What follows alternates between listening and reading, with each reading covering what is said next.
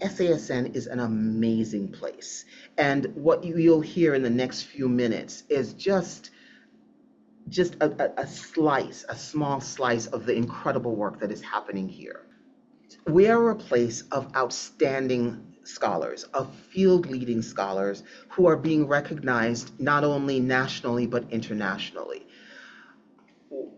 John Keane, for example, who is on our faculty in English and Africana Studies, was inducted into the American Academy of Arts and Sciences in this past year. This is one of the incredible honors that can be bestowed on any scholar, and it signifies that this scholar or these scholars have done outstanding and transformative work over the course of their career to a degree that places them in the top 1% of the scholars in the nation. So congratulations to John Keane. And John, again, represents one of the many outstanding scholars who are here in the School of Arts and Sciences. In our Department of Physics, our former chair of the Department of Physics and one of our faculty members, Nipa Maitra, who was elected Fellow of the American Physical Society. And it's important to note that among physicists, only 2 to 3 chemical physicists are elected to fellowship in each year. And so Nipa Moitra is one of the 2 or 3 who was identified as so outstanding in the contributions that they're making to the field of physics that she has now earned the status of fellow. We talk about the importance of publishing scholarship in leading journals among our various disciplines. One of the most difficult journals to publish in the field of physics is Physical Review Letters. And one of the things that is truly outstanding and tremendous for Nipa is in this past year, she had 2 high-impact publications in Physical Review Letters. I will say that many physicists across the world will hope to have 1 publication in this journal at any point in their entire career. So to have 2 only in 1 year alone says all that one needs to say about the quality of the work that Nipa Moitra is doing in the area of physics. What you're seeing is the excellence across our disciplines. In political science, Janice Gallagher, who is associate professor in political science, won the Best Book Award from the American Political Science Association section on human rights. Her book, Bootstrap Justice, The Search for Mexico's Disappeared, also won the Best Social Science Book Award from the Latin American Studies Association's Mexico section. And the book won the International Ethics Book Award from the International Studies Association. So multiple associations recognizing Janice Gallagher's work as the best work in the area that she is working in. In biology, Wilma Friedman has been elected president-elect for the American Society for Neurochemistry. And so she will be taking up her work as president in this next year, and then will continue the work in the following year. But elected by her colleagues from across her field as an outstanding scholar and as someone that they want to have lead them in this society. So in addition, and again, this is just a small slice of the amazing awards and areas of recognition for our faculty. We also recognize the work that our faculty are doing in securing funding to advance outstanding work. And so in biology alone, just wanted to recognize at least 2 of our faculty in biology, Jean Echegaray, who secured as principal investigator 2 grants from the National Institutes for Health, an R01, which is among the largest awards that one can get for his work. So he has 2 NIH grants that were funded in this past year. And Wilma Friedman, who also was able to secure, through her tremendous work, an NIH R01 grant to support her work in this past year. In chemistry, we have a number of faculty who were able to secure major grants in this past year. Elena Galoppini, Jenny Lockhart, Piotr Vak, Frieder Jekyll, Zhuzhen He, and Fei Zhang. So we congratulate all of them. These are scholars who are doing work, again, in biology. The NIH is the principal source of funding, but within our Department of Chemistry, our faculty are getting funded from a variety of funding sources. The Department of Energy the National Science Foundation, the Air Force Research Laboratory, among others. And again, these are scholars who are doing incredible work in a variety of areas in their fields. So we've got people who are doing transformative scholarship in terms of the research that they do and the texts that they're producing.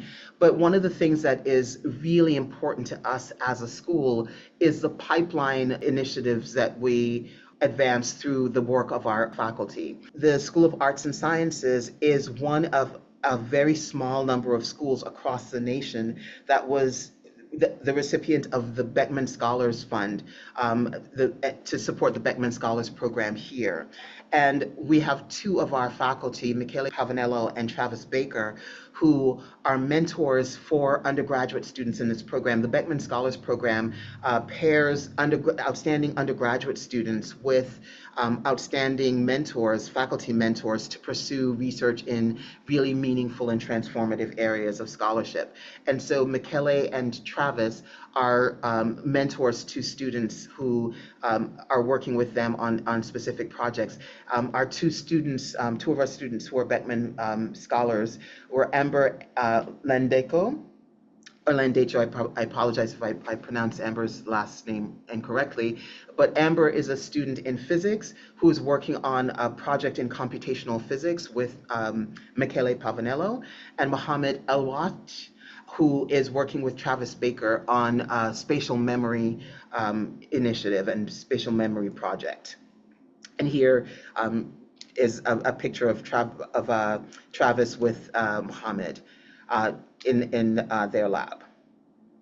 So our faculty are working to transform the opportunities for our students to engage in really outstanding research.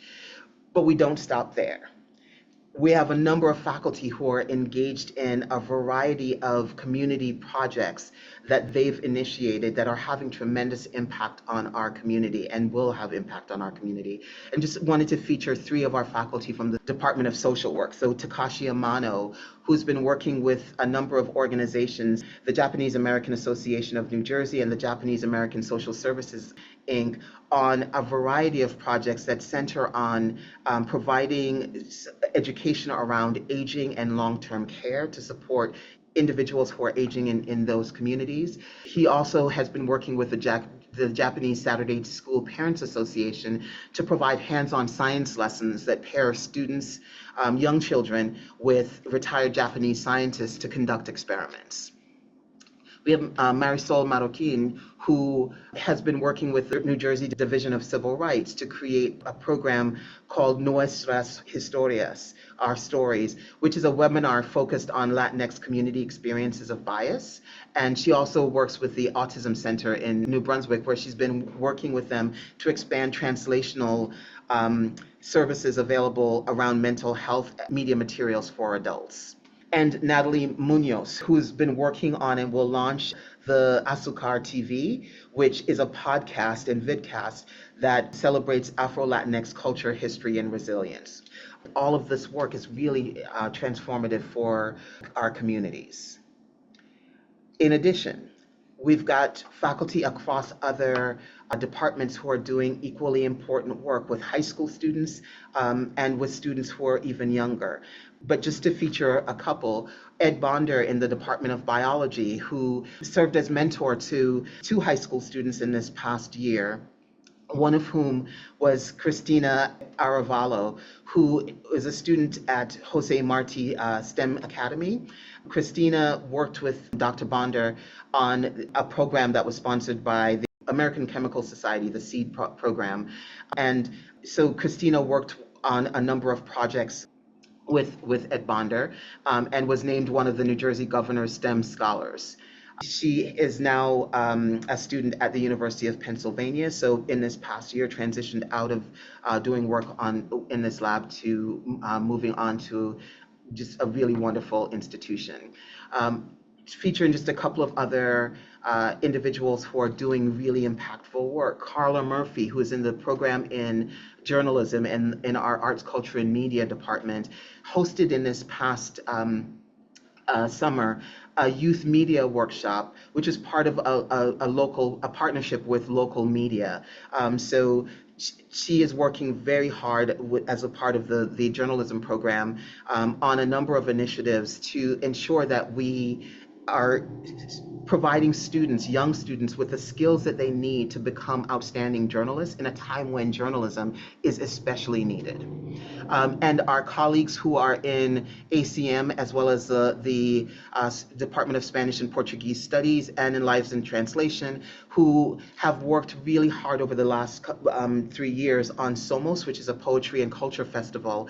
In this past year, they brought 300 teachers and students, from high school teachers and students to Rutgers Newark for a poetry and culture festival. Just a really outstanding initiative. Lauren Shalish has been working on building out our profile as a school of working on issues related to disabilities, working with students from across our campus and particularly within SASN. We now have what was the first disabilities program in the Rutgers University. And in this past year, a group of students got together and created a Disability Justice Collective, which is open to students, faculty, and staff. And the key goals of the Disability Justice Collective is to explore disability and reparations here at Rutgers, to focus on issues of accessibility and make sure that we are leaning into providing accessibility initiatives that will support the full complement of our community, and to come together around the experience of being disabled here in Newark and at Rutgers Newark. And so what you see, who you see here are students who are a part of the Disability Justice Collective, as well as students who are from our NJ STEP program who are in a part of a disability justice class that is being taught on the inside. And just to round this out, not only are we doing work as individual faculty and staff and students, and doing work in collectives, but we're also doing work through two really important centers, and a center and an institute that are relatively new to our space. So the Sheila Y. Oliver Center for Politics and Race in America, headed by James Jones, who is a member of the Department of Africana Studies, as well as political science, and again, Janice Gallagher, also a faculty member in political science. Janice is the interim director for the Sheila Y. Oliver Center for Politics and Race in America in this year. And this center has brought a number of outstanding speakers to our campus, has supported a number of really important initiatives. So the center was funded with $1.25 million in grant support from the state in this past year, as well as a generous gift from Johnson & Johnson.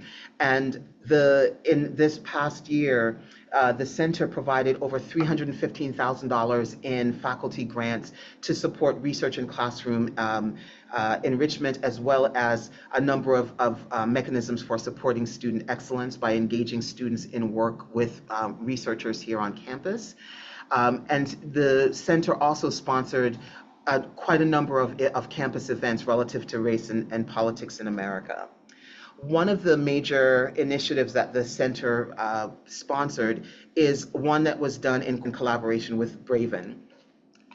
In this past year, the Center for Politics and Race in America and Braven worked together to create a Capitol Hill internship program, keeping in mind that there's ample research, certainly from James Jones's own work, that demonstrates that the leadership within our nation, leadership on Capitol Hill, tends to be very non-diverse. And so one of the mechanisms for ensuring that we can make sure that people who are in positions to make decisions around policy and really sort of shape the fate of our nation come from every walk of life within the United States means that we have to open up the opportunity structure to everyone. And so the Capitol Hill internship provided an internship experience for 4 students across our campus, where the students were paired with U.S. representatives on Capitol Hill, and they worked with them over the course of the summer. The students received a stipend as well as housing that was paid for by the Center for Politics and Race in America and Braven, transportation to and from Washington, D.C., as well as a clothing allowance to ensure that they had the resources that they needed in order to be able to do their work. This also included a mentorship experience through the team at the Center for Politics and Race in America and Braven, and professional development training. If you have an opportunity to talk to the students and hear from the students, it was just a really transformative 8-week program, and at least 2 of the students are continuing to work with the representatives with whom they worked over the 8-week period in the summer. And finally, we just launched in this past month a new institute that has been in the works for the last 2 years. And this is the Institute for Data Research and Innovation Science, which we call IDRIS for short. And IDRIS will be a chancellor level institute, meaning that the work that was done in the School of Arts and Sciences to sort of move this initiative forward, to birth the initiative, to move it forward, to imagine what it would mean for us to have a hub here at Rutgers-Newark that brought in people from multiple disciplines and multiple areas of expertise to address issues of data science and artificial intelligence and the use of technology, and to think really critically about how we do work around these areas of scholarship in a way that serves public good.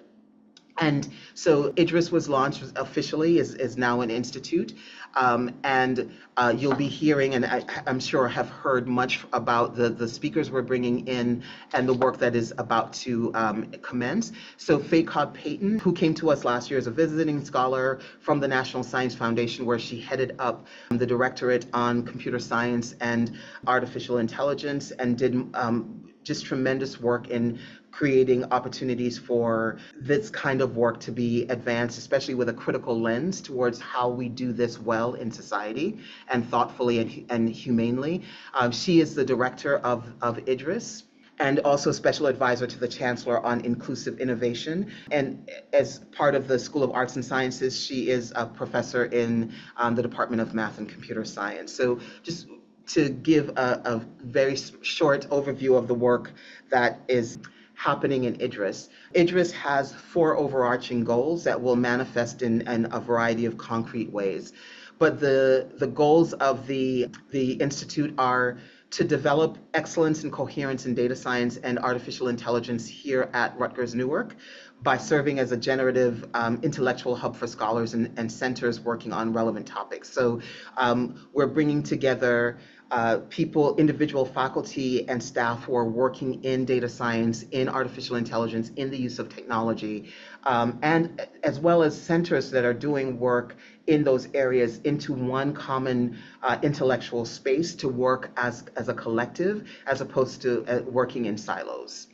The second objective, the second goal for IDRIS is to advance leading edge scholarship and practice in these areas, in critical data science. Critical data science is the domain of data science, or the sort of an approach to data science that attends to the reality that their inequities affect the way that we both understand, gather, analyze, interpret, and use data. And so critical data science pays meaningful attention to the social positionality of individuals, race, class, gender, sexualities, and the ways in which data is used to advance outcomes that affect all of our lives, and the way that we do that, again, in more intentionally and thoughtfully than we historically have done. The same thing goes for how we approach AI. So the goal is to advance leading edge scholarship in these areas. The third goal of IDRIS is to promote and advance scholarship and practice related to ethical AI and community engaged frameworks. So This means that we're working with organizations, with corporations, with not-for-profit organizations, with community organizations to really think about what are the big challenges that we can identify and work on together using these technologies, using data to address real-world problems. And the final goal is to serve as a pipeline for training of a diverse cadre of scholars and workers who have the knowledge and the skills needed to use data, AI, and technology in really meaningful ways to address wicked problems and super wicked problems in the world. And again, super wicked problems are complex problems that cannot be solved from the standpoint of any specific or individual discipline or by any one individual or small group. These are problems that are so complicated and always shifting that they require that groups of people from multiple spaces get together to address problems simultaneously. So one of the goals of the state of New Jersey is to ensure that our population here in the state of New Jersey is data literate. And IDRIS is going to be a major part of that work in improving data literacy among the population of adults and children in the state, but particularly in working again with providing high quality training to students and to individuals in our community so that people are using these skills and tools in ways that really will transform. IDRIS has a distinguished lecture series that it has launched and will continue to support over not only the rest of the semester, but in the semester ahead and in the years ahead. So 3 speakers have already come through. Many of you have already attended those talks. So Ebony McGee from Johns Hopkins University was here on October 7th. Juan Rios, whose work is in the area of social justice and mental health and uses AI and data science to do the work that he does with communities, was here on October 9th. Antonia Carter, who was at Cornell University, is now at Columbia University, came in just last week to talk about the use of AI and technology and data science to create equitable venture funding systems. And on November 18th, Michelle Rogers will be here talking about analyzing in big and small data capture and availability in electronic medical records. So for those who are interested in the use of data science and AI in the medical space and in health and in transforming health outcomes, Michelle Rogers' work I think will be really of interest. And we'll be bringing in people who are doing work on the algorithmic justice side of things and in the computational side of things in the spring term. So I will end where I started this part of the talk. SASN is an amazing place. And the work that is happening here among our faculty, and again, what you heard is just a small slice of the incredible work being done. Every year that I do this, I say the same thing. The embarrassment of riches that is the School of Arts and Sciences Newark makes doing these presentations that much more difficult, because the question is, who do you have to leave out? And that list of who you have to leave out of the description of the amazing work is extraordinary. So we are, even as we face down, complexities in terms of our budgetary picture, and again, we're making really significant positive strides there. Even as we sort of grapple with the challenges that we face, all of it makes sense given the amazing work that is happening here. And in this next year, we're going to double down on ensuring that faculty, staff, and students have the resources that they need, that we are paying attention to our facilities and to the resources, the equipment that we provide our students, our faculty, and our staff with so that they can do outstanding work. We're going to continue to support outstanding teaching and outstanding research so that, again, we can continue to advance knowledge in the way that we know that we can and that we continually do. And we're going to continue to support the scholarship of students by investing heavily in ensuring that our students have internship opportunities and research opportunities where they can continue to advance their capacities so that as they become the next generation of scholars in any discipline that they choose to pursue, that we know that they're going to do the transformative work that we have prepared them for. So with that, I will stop, and I will remind everyone as we approach November, no matter who you vote for, go out and vote. And so, again, I appreciate the work that all of you are doing. I know that this is one of those times of year when all of us are tired, and it takes a lot to remind us that the work that we're doing really matters. So for all of our faculty, thank you for the work that you're doing. For our staff, thank you for all of the ways that you continue to invest in the excellence of this place. And for our students, know that we continue to invest in you and continue to support making sure that we're providing the best quality experience that we can for you. So, and we appreciate the work that our students are doing is to transform this space, not only who we are as a school, but our community as well. And have a phenomenal day and a great rest of the academic semester.